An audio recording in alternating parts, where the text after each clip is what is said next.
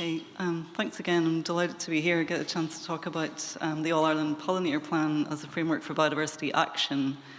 I think we all know that in Ireland, we've got amazing biodiversity, but at the same time, biodiversity loss is a huge problem. And what we've been trying to do in Ireland is to use pollinators as a vehicle to sell that biodiversity message to a really wide audience. And thanks. Pollinators are perfect for this. So people like, bees, they understand them, they understand why they're important, you can communicate about them really clearly, you can easily monitor changes, and really importantly, when you take action for pollinators, it helps biodiversity generally.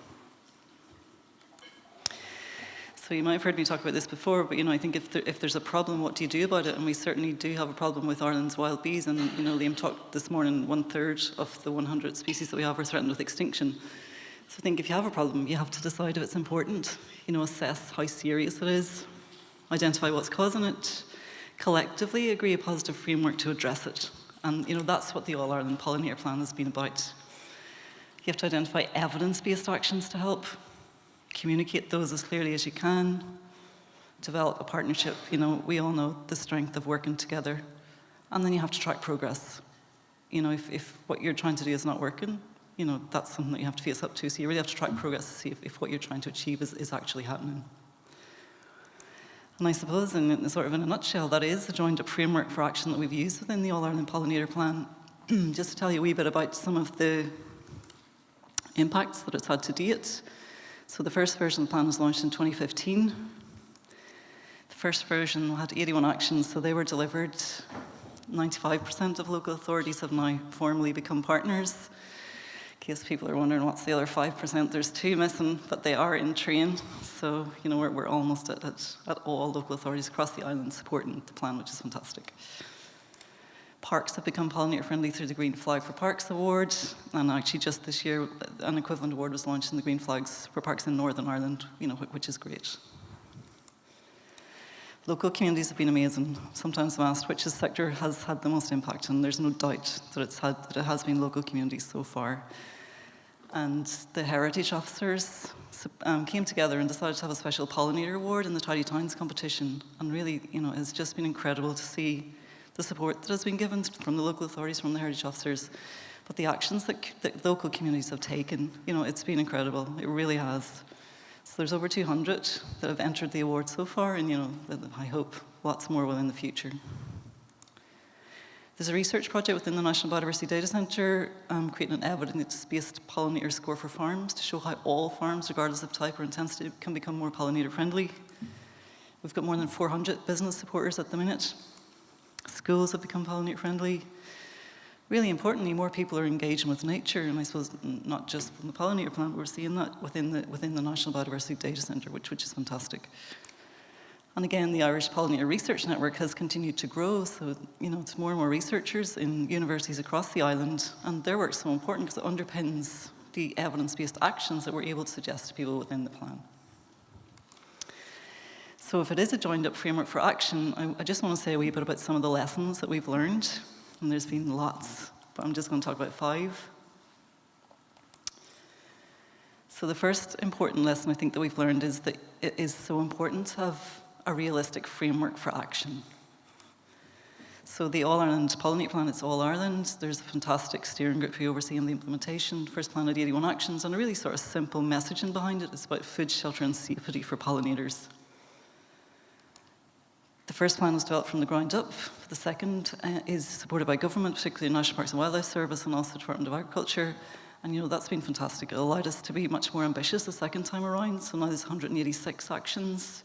And we're fortunate enough, to have 3 fantastic project officers, Kate, who you met, and Sarah, who's also here today. And we have Ruth, who's at the Flying Championships. And I think the important point here is that frameworks are so important, but they need not be very formalized to have an impact. The pollinator plan is voluntary, yet you can still make progress. And when you have that sort of framework, you can make continual progress towards short and long-term goals. You can have collective responsibility. You've got efficiencies and knowledge sharing. I think it's so important, and I do think there's huge potential for similar coordination, around lots of other areas, whether it's freshwater, invasives, maybe work plans for future biodiversity officers. There's so many areas that you could adopt a similar principle. The second thing that we've learned is that solutions should be evidence-based and tailored to the target audience. I want to say it's all very well to ask people to help unless you tell them what it is you want them to do. So this has been a big focus of the All-Ireland Pollinator Plan, producing these evidence-based guidelines for different sectors that are tailored each time. So you might have seen these, and we have some outside on the desk. So they're all free and freely available at pollinators.ie. The third thing we've learned is that it's really important to work together as much as possible. And I suppose when we produce these guidelines, and we try to use existing networks and frameworks to roll them out, and that's been so important. There's no point reinventing the wheel, and there's so much more that we can all achieve together. So when it comes to local areas, there's so many people that can play a role and that can change the way we manage our landscape for the better.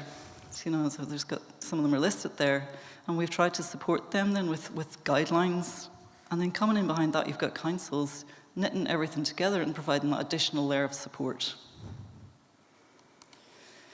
The fourth thing that we've learned is that it's really important to continuously exchange knowledge, to learn from each other as we go through the journey and to give recognition to those people that are helping. So we've tried to do that in lots of different ways within the Pollinator Plan, and to do it both within sectors and across sectors.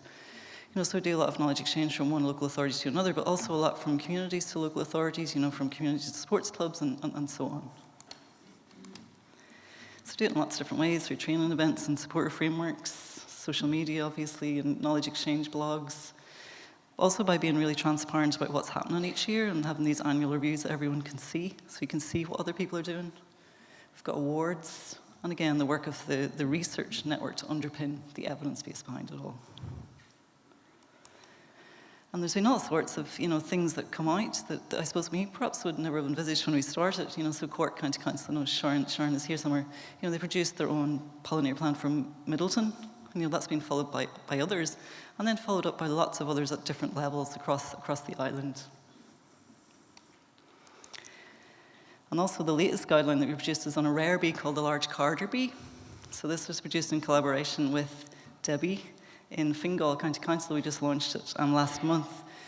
So really, and we were delighted to be able to work with Fingal County Council and with the local community in Skerries to develop this guideline on how local communities can come together to protect this really rare bumblebee. And Skerries have been amazing. They've created lots of new ecological corridors for the bee, across the town. The fifth really important thing, I think, is that you have to track progress. People want to know what they're doing is working. So we do that by tracking, the actions, are they being implemented?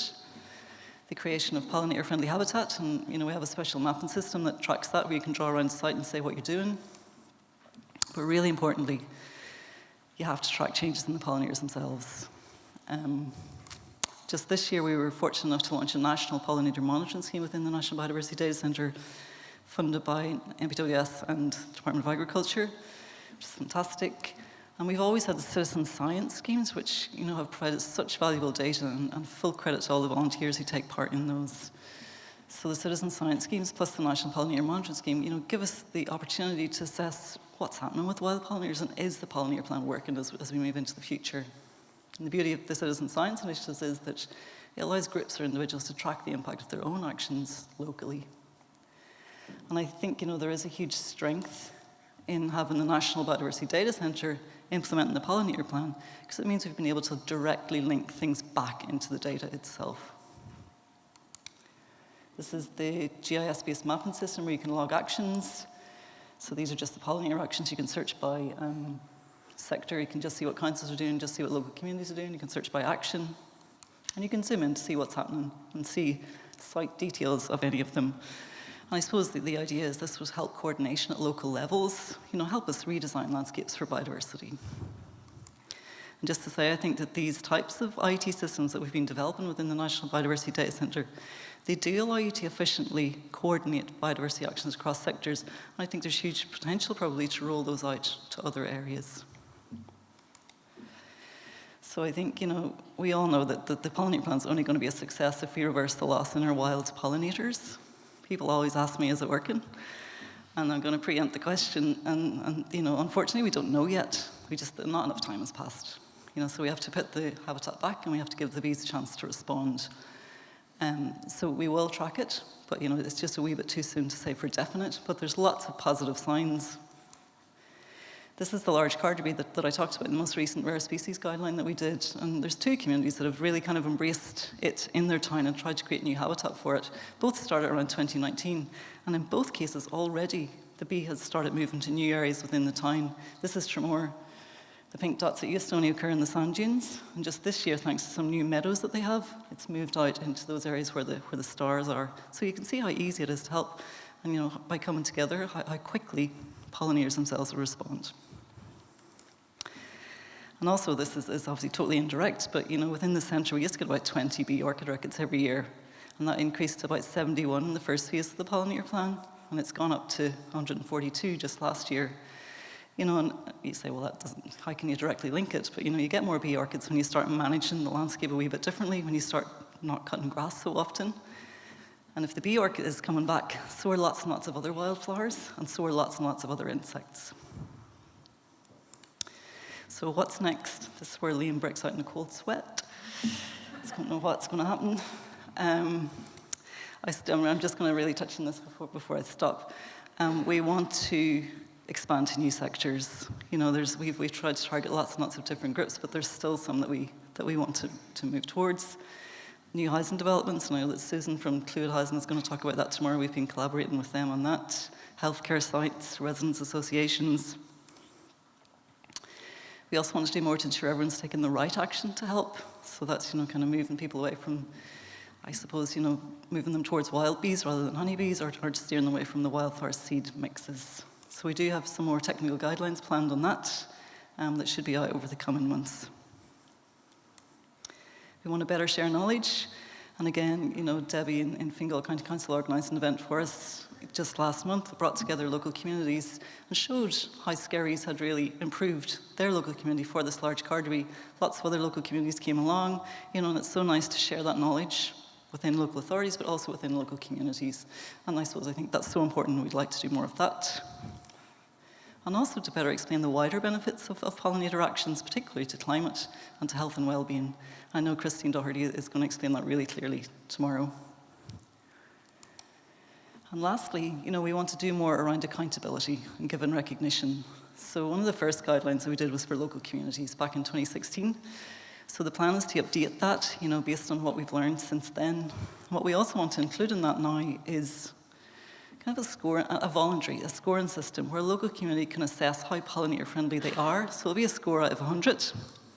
And this self-assessment tool, it'll help communities understand which action, see how important one action is compared to another.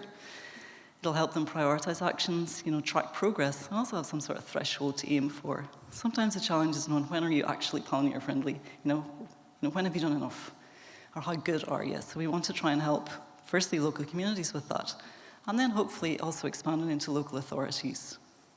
So we're almost at 100% of local authorities, as partners of the plan. It'll be fantastic, obviously, when we reach that target, and then the work continues. It's important that once people partner with us, that they're taking action. I think there's more that local authorities can do. I also think there's an awful lot more that we can do to support you. So we've got lots of ideas around that, and feel free to write those down, in the discussion session if you have ideas for how we could better support local authorities moving forward. And so just to finish up, lots of small actions taken together can begin to solve big problems, and I think the interaction between local authorities and local communities under the Pollinator Plan framework has already shown what can be achieved, and there's so much more that we could do. So thank you.